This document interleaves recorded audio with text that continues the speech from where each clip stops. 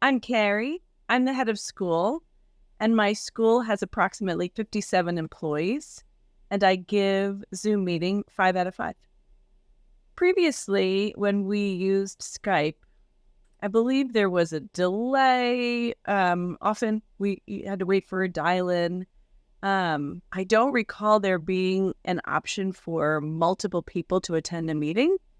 Mostly we used it for just meeting remotely with one person who was perhaps out of state.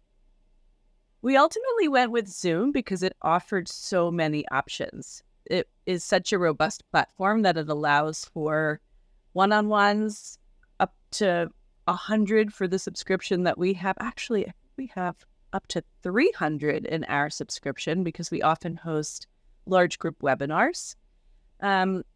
We really like the chat feature that allows people to participate even if they're not taking themselves off mute.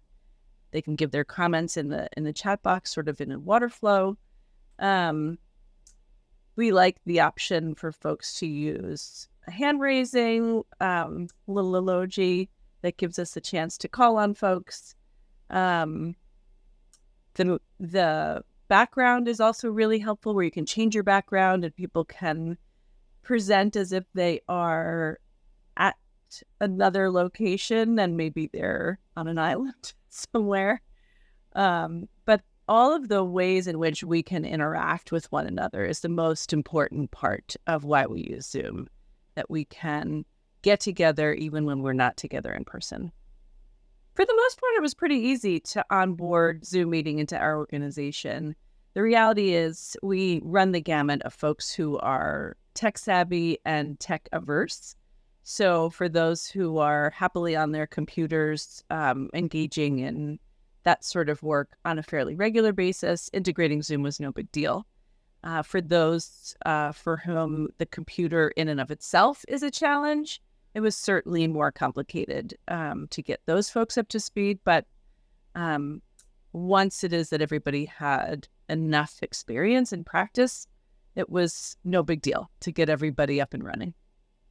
For anybody else who's considering Zoom, I recommend exploring all of the features that it has to offer to see which ones are useful for your organization.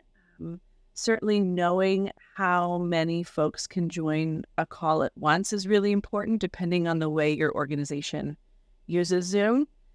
So I certainly recommend looking into the capacity that it has.